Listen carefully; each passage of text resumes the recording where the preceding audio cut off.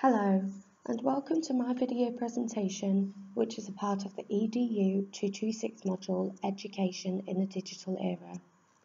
In this video, I will be discussing the impacts the digital era should have on education, addressing the risks and benefits of the beliefs of multiple key thinkers such as Goswami, Palmer, Toffler and Prensky, whilst comparing this to the current practice in education. Before approaching this question, however, here is a potential spectrum where key theorists have been placed onto with their position depending on their personal viewpoints on technology within the education system. Digital dissenters are those who have a negative outlook on technology, supporting the notion of no engagement with digital technology in schools. In contrast to this, digital evangelists consider it to be a positive thing for digital technology to be used in schools. To fully understand the impacts of the digital era on education in detail, I have split the impacts into three categories. The first comprises of the impacts of the digital era in a broad sense, looking at the overall school system as a level of its own. The second covers how the digital era has impacted on the curriculum, enabling us to see the changes that have taken place and that have allowed us to integrate digital technology into children's education. And the final category looks at the impact of the digital era at a classroom level, focusing specifically on programs and the different forms of technology that are used by children every schooling day. By categorising the impacts, this also means that I can place the key thinkers into these categories as each individual theory focuses on one particular level of impact. However, in this video, I will be predominantly concentrating on the theories revolving around classroom and curriculum practice. One key digital dissenter is Usha Goswami, who employs a cognitivist approach. Her theory is very much based on the cognitive processes that take place within each person, with this meaning that she focuses on the unique activities and links that take place within a person's brain. Goswami believes that learning is a multi-sensory process, with children learning across several learning styles at the same time. The most common learning styles that can be seen in children today are auditory, visual and kinesthetic. This is supported when Goswami details how experience that take place in a child's learning environment amplifies cognitive connections and creates new ones, thus insinuating the importance of the wider culture and environments for the cognitive and physical development of children. Goswami continues by stating that in terms of language acquisition, the majority of language is learnt by communicating with others, thus taking a somewhat social constructivist stance. Not only this, but other auditory skills are learnt through this approach to communication, such as learning statistical patterns, which are the sequences of sounds used to make words in a child's language. However, Goswami believes that babies, infants and children will struggle to learn language if technology intervenes, specifically using the example of children watching television. Her reasoning behind this is that although children have an input, the quality is not the same as to what is offered by actual people and proper conversations, as it is deemed as a less effective way of learning.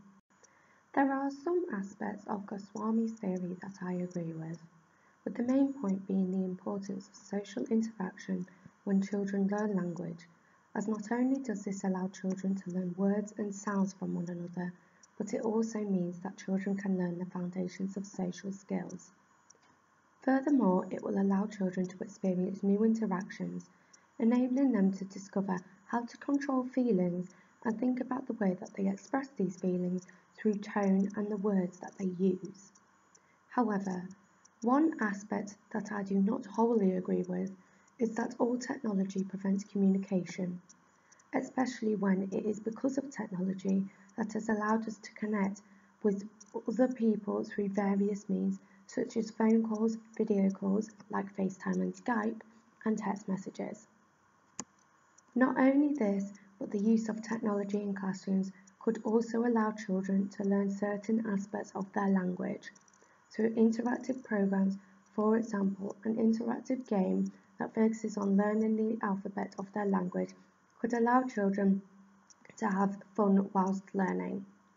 Although I largely disagree with Goswami's theory, in order to increase her clarity, I think what Goswami should have emphasised was that some digital technology may inhibit people talking to one another, therefore preventing verbal communication, rather than just stating communication in general. Looking at the opposite end of this possible spectrum, we have Sugata Mitra, who is a digital evangelist. Mitra has conducted a range of educational research in his time, specifically focusing on the effect that technology can have on children and how it can aid their learning.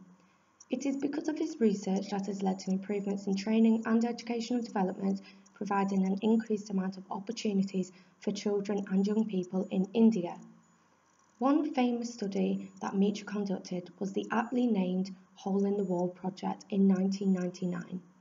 For this experiment, Mitra carved a hole in the wall of a building in the slum neighbourhoods of New Delhi and placed a computer which was connected to Wi-Fi in that hole. He left it for children and adults to use freely, predicting that they would be able to teach themselves how to use it despite it being completely alien to them.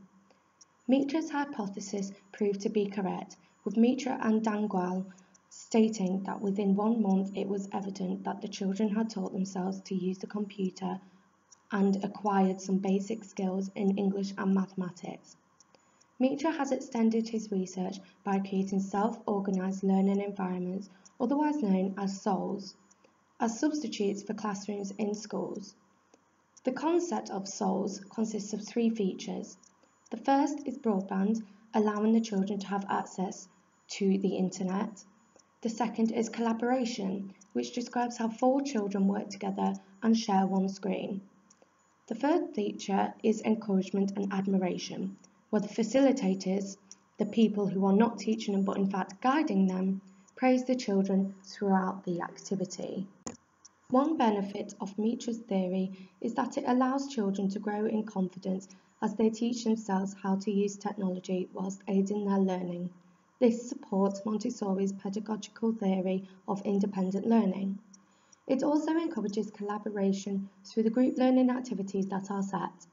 Furthermore, by having technology within the classrooms, this gives the children the option to choose as to whether they would like to learn through more digital methods or through more traditional methods.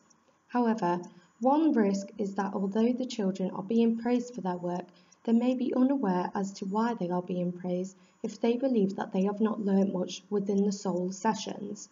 Another risk is that by taking actual teachers out of the SOL rooms, some children, especially those who may have special educational needs, may find it difficult by not having a teacher who is aware of their needs to help them. This could lead to the child feeling discouraged and unsupported, resulting in the child refusing to participate in future SOL sessions. In conclusion, I believe that the impact of the digital era on the education system in the future should be positive, encouraging the inclusion of digital technology throughout lessons, as well as using traditional methods such as worksheets, whiteboards, and textbooks to facilitate learning.